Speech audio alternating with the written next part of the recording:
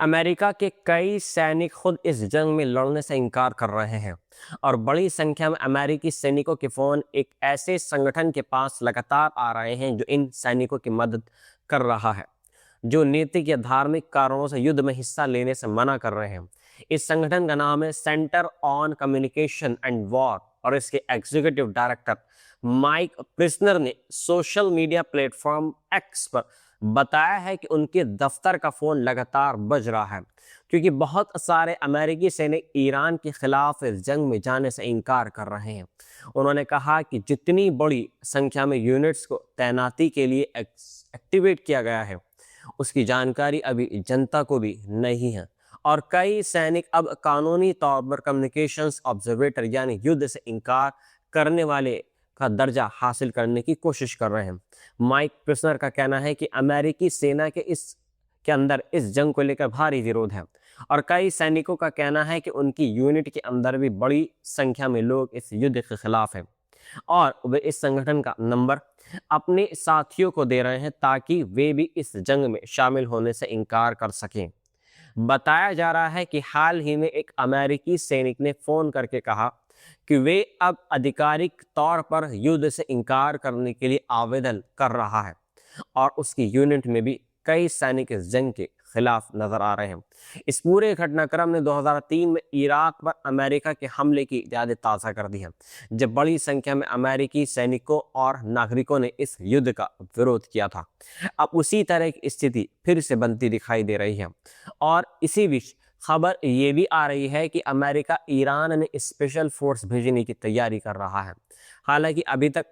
Officially तौर पर इसकी कंफर्मेशन नहीं हुई है, लेकिन मीडिया रिपोर्ट्स में कहा गया है कि पेंटागन कई विकल्पों पर विचार कर रहा है और इसी वजह से अमेरिकी सैनिक की 82वीं एयर वॉर्ड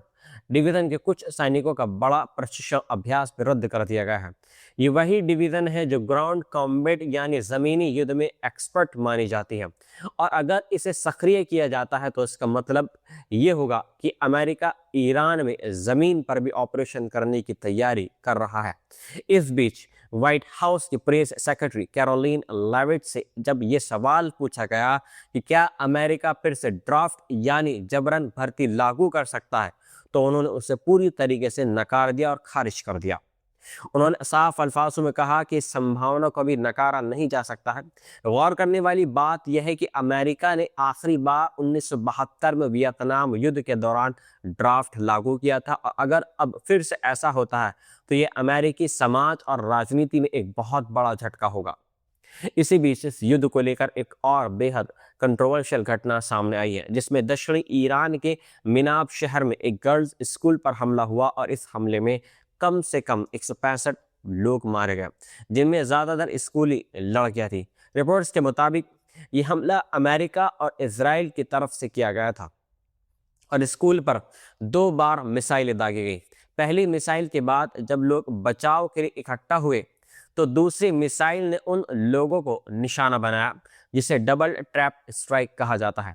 इस घटना के बाद अंतर्राष्ट्रीय स्तर पर भारी आलोचना हो रही है और कई अमेरिकी सैनिक भी इसी वजह से इस युद्ध का विरोध कर रहे हैं। Centre on communications and war ने बताया कि उन्हें फोन करने वाले कई सैनिकों ने कहा कि इस स्कूल पर हुए हमले से वे बेहद नाराज और शर्मिंदा हैं और वे ऐसे युद्ध में बिल्कुल भी हिस्सा नहीं लेना चाहते हैं जिसमें मासूम बच्चों की मौत हो रही हो। इस बीच अमेरिका और ईरान के बीच सैन्य टकराव लगातार दिन ब दिन और बढ़ता जा रहा है। ईरान ने कई अमेरिकी ठिकानों पर जवाबी हमले किए हैं, जिसमें सऊदी अरब का प्रिंस सुल्तान एयरबेस भी शामिल है, जहां ईरान के हमले में एक अमेरिकी सैनिक गंभीर रूप से घायल हुआ था और बाद में उसकी मौत हो गई। इसके साथ ही ये खबर भी सामने आई है कि ईरान ने रियाद में अमेरिकी दूतावास के अंदर मौजूद CIA के सेक्शन को भी निशाना बनाया और खाड़ी देशों के कई महत्वपूर्ण तेल और ऊर्जा ठिकानों पर भी हमले किए गए हैं। पूरे संघर्ष के बीच अमेरिका और खाड़ी देशों के रिश्तों में भी तनाव बढ़ता दिखाई दे रहा है। अमेरिकी सेनेटर लिंडसे ग्राहम ने सऊदी अरब की कड़ी आलोचना करते हुए कहा है कि अगर सऊदी अरब ईरान के खिलाफ इस युद्ध में अमेरिका और इजराइल का साथ नहीं देता है तो इसके गंभीर परिणाम हो सकते हैं। ग्राहम ने यह भी कहा कि अगर सऊदी अरब इस लड़ाई में अपनी सेना का इस्तेमाल करने के लिए तैयार नहीं है तो फिर अमेरिका को उसके साथ रक्षा समझौता करने पर भी विचार करना चाहिए। ये बयान इसलिए भी बेहद इंपॉर्टेंट माना जा रहा है क्योंकि इससे पहले खबर आई थी कि सऊदी अरब ने अमेरिका को अपने सैन्य अड्डों का इस्तेमाल ईरान के खिलाफ हमले के लिए करने के लिए अनुमति नहीं देने से इनकार कर दिया है। बताया जा रहा है कि अमेरिका ने सऊदी अरब को इस युद्ध में शामिल करने की काफ़ी कोशिश की थी और इसी उद्देश्य से लिंडसे ग्राहम ने पिछले महीने सऊदी अरब का दौरा भी किया था, जहां उन्होंने क्राउन प्रिंस मोहम्मद बिन सुल्तान से मुलाकात की थी।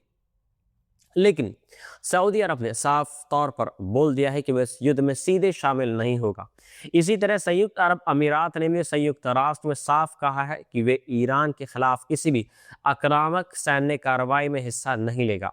यूएई के प्रतिनिधि जमाल अल मुशराख ने जेनेवा में पत्रकारों से कहा कि उनका देश लगातार बातचीत और कूटनीति की मांग करता रहा है और उन्होंने पहले ही साफ कर दिया है कि उनकी ज़मीन का इस्तेमाल ईरान के खिलाफ किसी भी हमले के लिए नहीं किया जाएगा।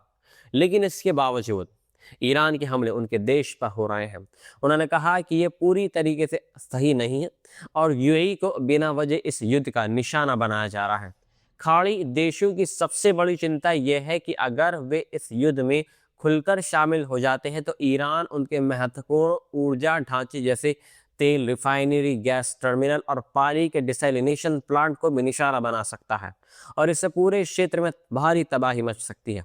जानकारों का कहना है कि खाड़ी देश अमेरिका के सहयोगी जरूर हैं, लेकिन वे ऐसे युद्ध में नहीं कूदना चाहते जिससे वे जीतने लायक नहीं मानते, क्योंकि इस संघर्ष के दूसरे हफ्ते में भी ईरान की सरकार और उसके संस्थान पूरी तरह कायम है और अमेरिका की उम्मीद के मुताबिक वहां कोई बड़ा विद्रोह या राजनीतिक टूट-फूट दिखाई नहीं दे रही है। इसी बीच ईरान में एक बड़ा राजनीतिक घटनाक्रम भी सामने आया है, जहां असेंबली ऑफ एक्सपर्ट्स ने अली खामेनी के बेटे मुस्तफा खामेनी को नया सर्वोच्च नेता घोषित कर दिया है। ये फैसला सीधे तौर पर अमेरिकी राष्ट्रपति डोनाल्ड ट्रंप की उस मांग के जवाब के रूप में देखा जा रहा है जिसमें उन्होंने ईरान से बिना शर्त आत्मसमर्पण की मांग की थी।